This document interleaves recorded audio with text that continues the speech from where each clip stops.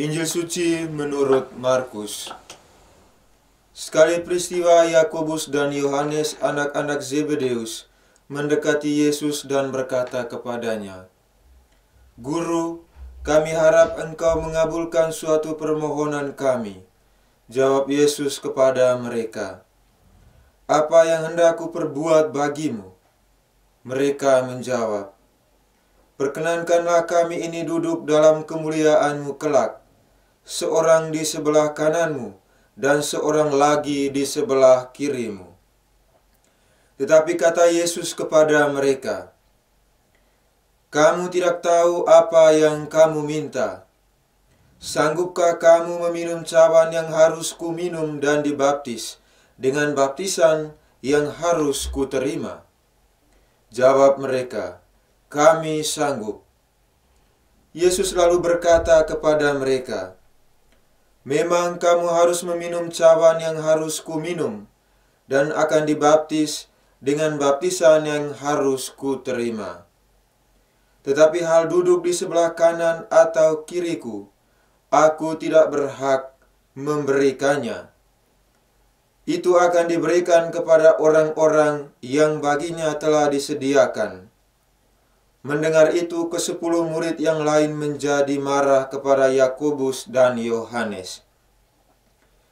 Tetapi Yesus memanggil murid-muridnya lalu berkata, "Kamu tahu bahwa orang-orang yang disebut pemerintah bangsa-bangsa memerintah rakyatnya dengan tangan besi, dan pembesar-pembesarnya menjalankan kuasanya dengan keras atas mereka.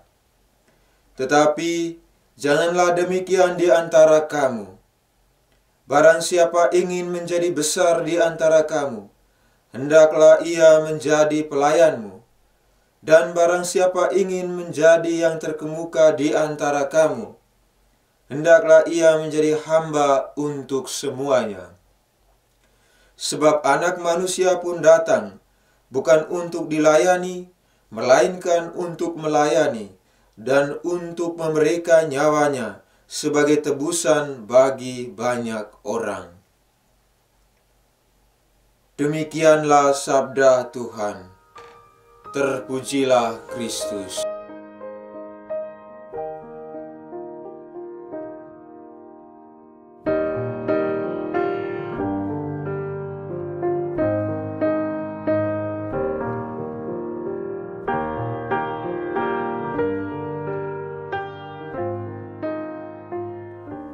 Saudara-saudariku yang terkasih dalam Tuhan kita Yesus Kristus, bacaan suci pada hari Minggu ini mengisahkan kepada kita tentang bagaimana anak-anak Zebedeus, yakni Yakobus dan Yohanes, meminta kepada Yesus agar kepada mereka diberikan tempat di sisi kiri dan sisi kanannya.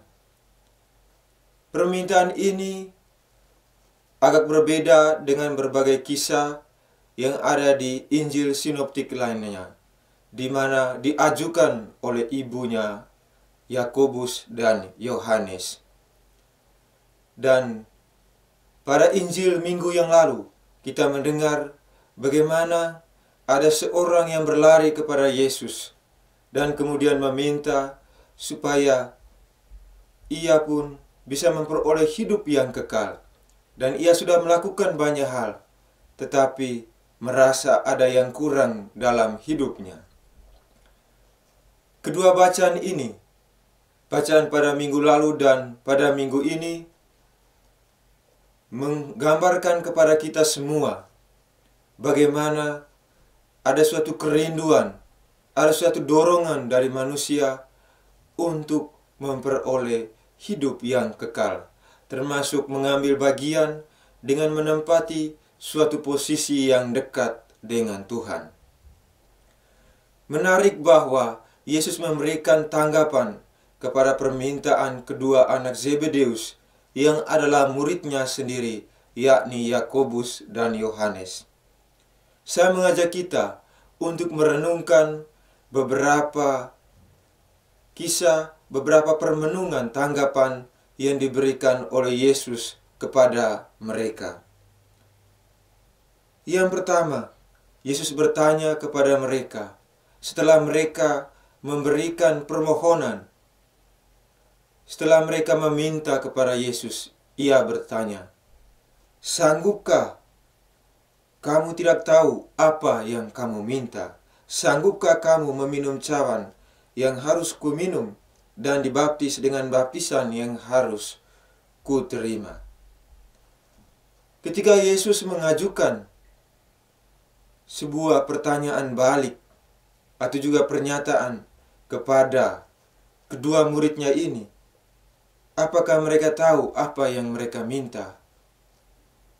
Pada posisi ini, sebenarnya ia hendak mengingatkan juga kepada para muridnya, Yakobus dan Yohanes, juga para murid lainnya, tentang apa yang mereka katakan atau apa yang mereka minta. Bahwa suatu yang mereka minta, suatu yang mereka katakan mempunyai konsekuensi, mempunyai syarat, mempunyai sebuah proses, dalamnya terkandung sebuah proses agar mereka bisa memperolehnya. Dan dalam refleksi yang saya bagikan kepada kita semua, dapat kita petik maknanya bahwa apa saja yang kita lakukan, yang kita minta, merupakan bagian dari proses hidup kita, merupakan bagian dari perjalanan hidup kita. Kamu tidak tahu apa yang kamu minta. Dengan demikian, Yesus mengajak kita untuk melihat ke dalam diri kita masing-masing sebelum kita melontarkan atau mengatakannya, atau sebelum sesuatu itu keluar dari diri kita sendiri. Yang kedua, Yesus mengatakan, memang kamu harus meminum cawan yang harus kuminum dan akan dibaptis dengan baptisan yang harus kuterima. Cawan di sini mau melambangkan, menggambarkan, melukiskan tentang penderitaan yang dialami oleh Yesus.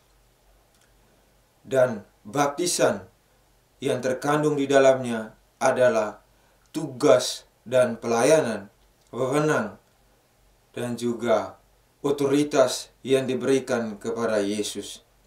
Kedua ini memiliki keterkaitan yang sangat penting dengan hidup Yesus sendiri. Dan dengan demikian juga diwariskan kepada para rasul dan kepada kita semua. Karena itu ia berkata bahwa memang mereka akan meminum dan akan dibaptis dengan baptisan yang akan diterima oleh Yesus. Yesus mau menggambarkan kepada kita semua bahwa mengikuti Dia memiliki sebuah proses dan di dalamnya ada tahapan-tahapan. Ada sesuatu yang harus kita lakukan, ada sesuatu yang harus kita konkretkan dalam hidup kita. Mengikuti Yesus membutuhkan sebuah perjalanan yang tentu saja tidak hanya sekali jadi, tetapi hari demi hari kita diajak untuk melalui dan melewatinya. Di dalamnya ada cawan yang harus kita minum. Dan di dalamnya juga ada tugas perutusan, ada baptisan yang telah kita terima. Dan baptisan itu membawa konsekuensi bagi hidup dan perutusan kita sebagai pengikut Kristus. Saudara-saudariku yang terkasih dalam Tuhan kita Yesus Kristus, menarik juga reaksi yang diberikan oleh para muridnya mendengar apa yang dikatakan oleh kedua murid tersebut, Yakobus dan Yohanes. Ke-10 murid yang lain menjadi marah kepada Yakobus dan Yohanes. Kemarahan mereka bisa saja timbul karena sikap iri hati ataupun suatu reaksi yang diberikan karena mendengar permintaan dari kedua murid tersebut. Kita melihat bagaimana di sini ada keterlibatan dari para murid lain. Mereka kurang menerima. Ada sesuatu yang mengganjal, yang mengganggu mereka ketika Yakobus dan Yohanes meminta untuk duduk di sebelah kiri dan di sebelah kanan. Tetapi menarik bahwa Yesus menghimpun para muridnya, memanggil mereka, kemudian memberikan penjelasan tentang hakikat dari perutusan dari kemuridan Yesus sendiri.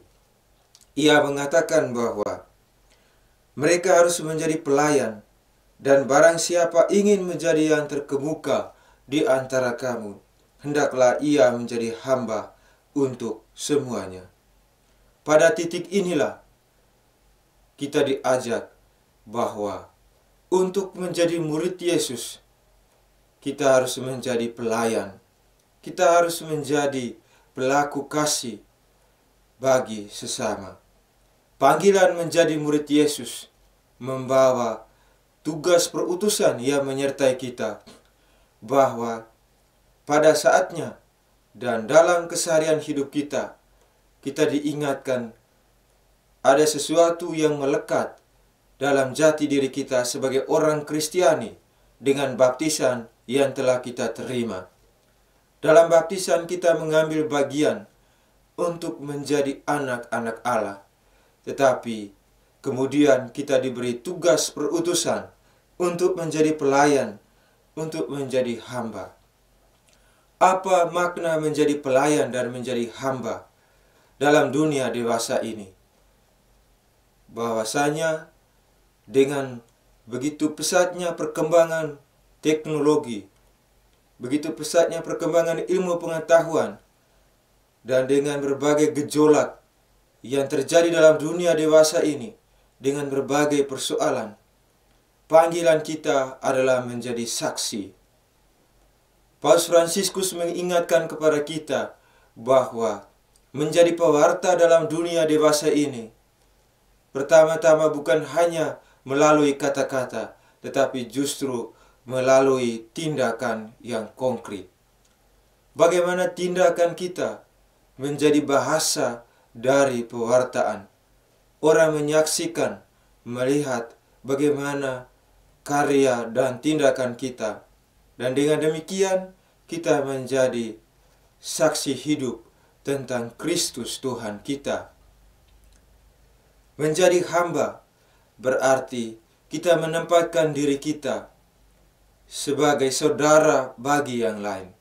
Kita menjadi pendengar yang mendengarkan mereka yang sedang dalam penderitaan, yang sedang dalam kesusahan.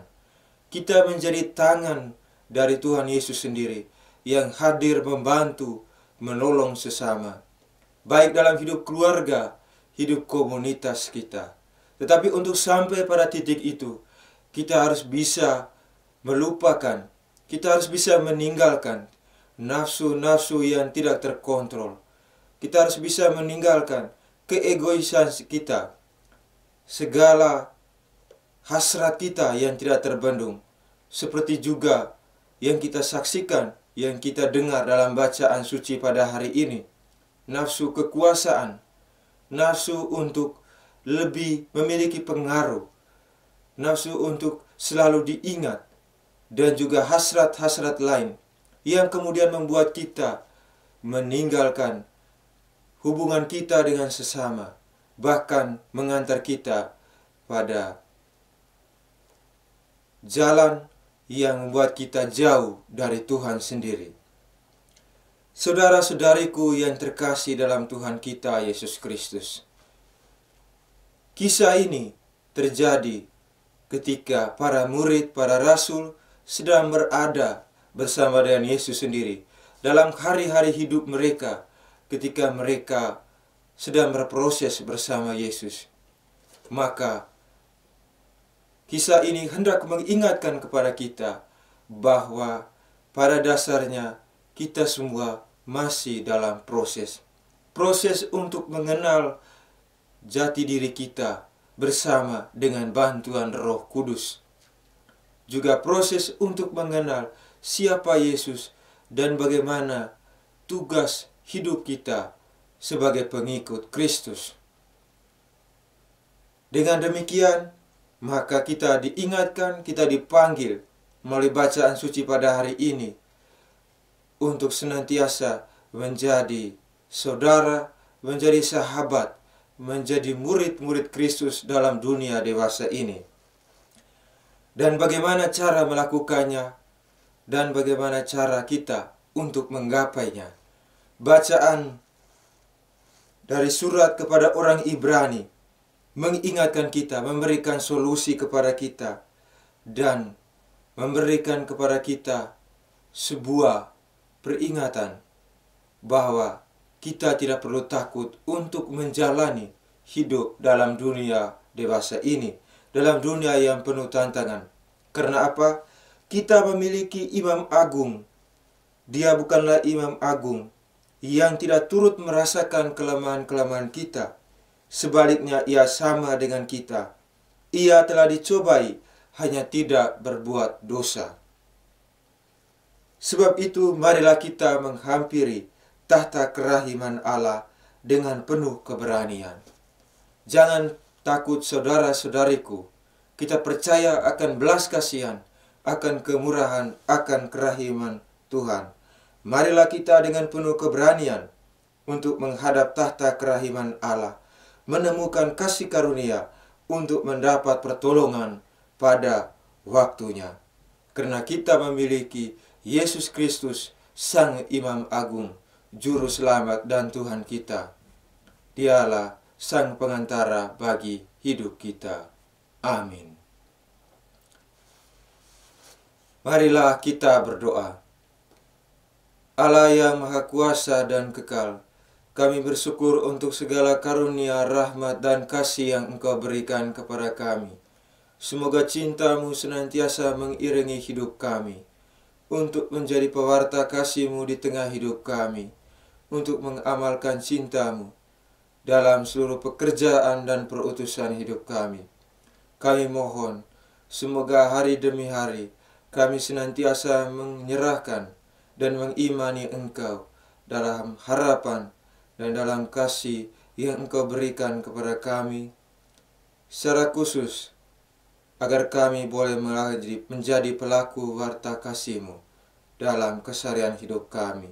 Demi Kristus Tuhan dan Pengantara kami. Amin. Dalam nama Bapa dan Putra dan Roh Kudus. Amin.